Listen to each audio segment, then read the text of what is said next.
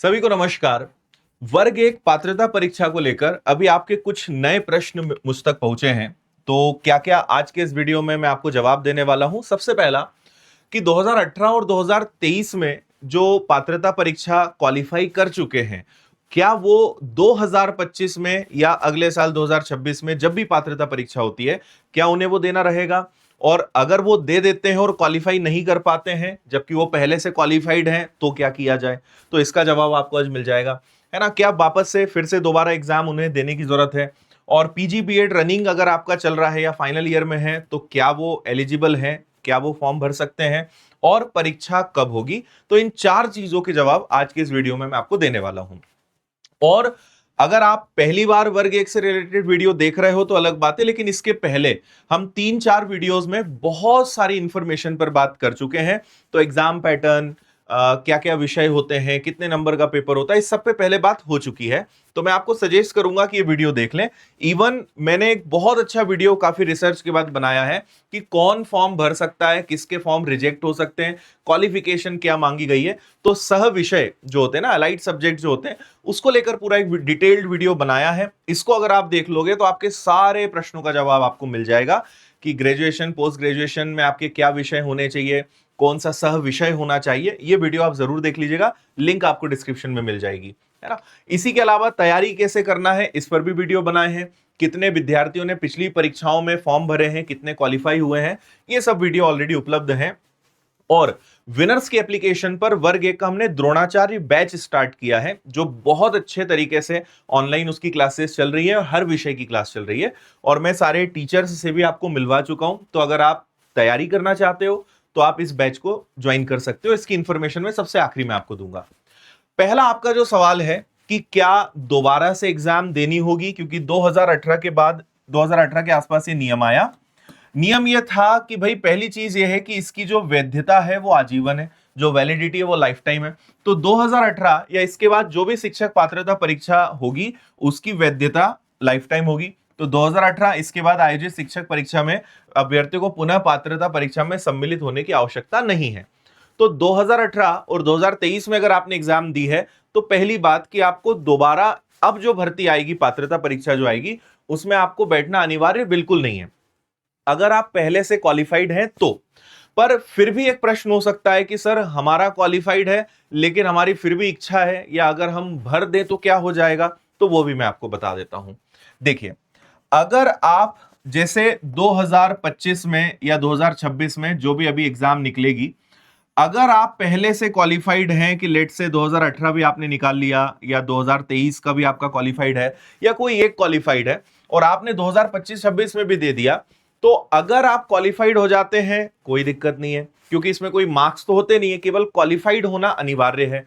अगर आपने पहले परीक्षा क्वालिफाई कर ली है लेकिन इस बार जो नई भर्ती आती है उसकी पात्रता परीक्षा को आप अगर क्वालिफाई नहीं कर पाते हो, तब भी कोई दिक्कत नहीं है, क्योंकि आप पहले से क्वालिफाई कर चुके हो। तो वो जो आपका पुराना जो स्कोर कार्ड है, यानी पुराना जो आपके पास क्वालिफाइड है, वो काम आ जाएगा।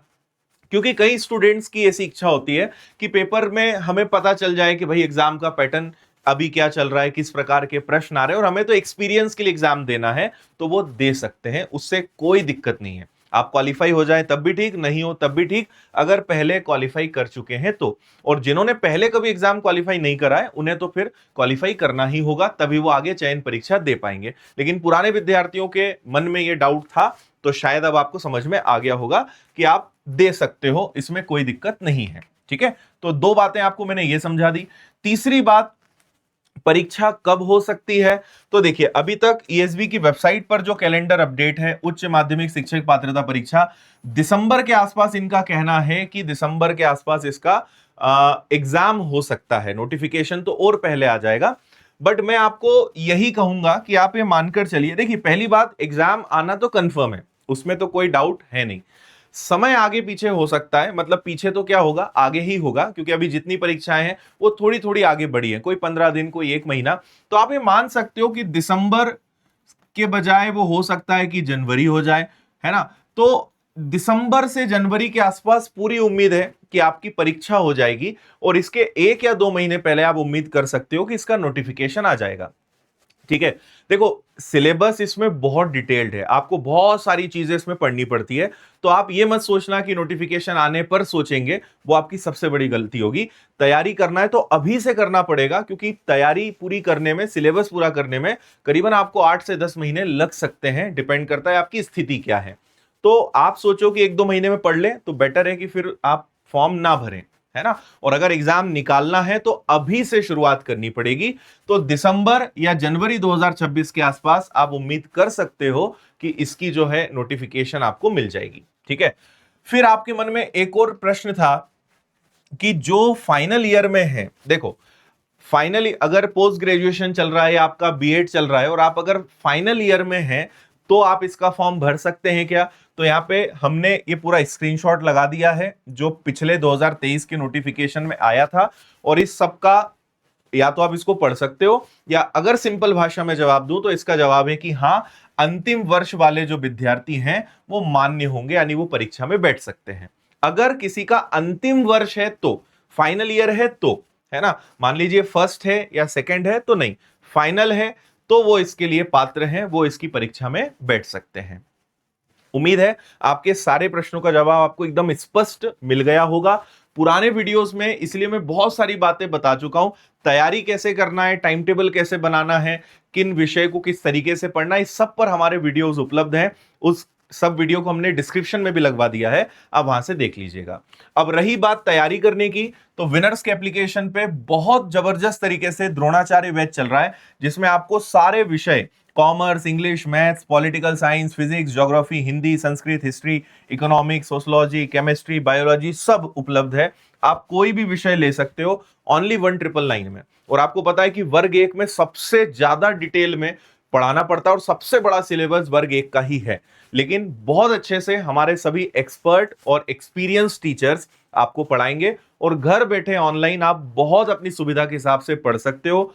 कोई दिक्कत नहीं है, लाइव देखना है, बाद में रिकॉर्डेड देखना है, कभी भी कोई भी क्लास आप देख सकते हो। उनके नोट्स, स्टडी मटेरियल सब कुछ आपको एप्लीकेशन पर मिलेगा।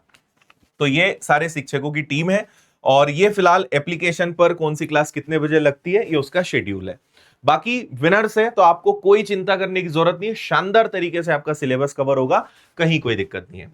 ऑफलाइन भी हम लेकर आ रहे हैं। बाकी आप विनर्स इंस्टीट्यूट ऐप पर जाकर आप कोर्स से जुड़ सकते हैं, किताबों के लिए विनर्स पब्लिकेशंस ऐप से आप जुड़ सकते हैं, ठीक है।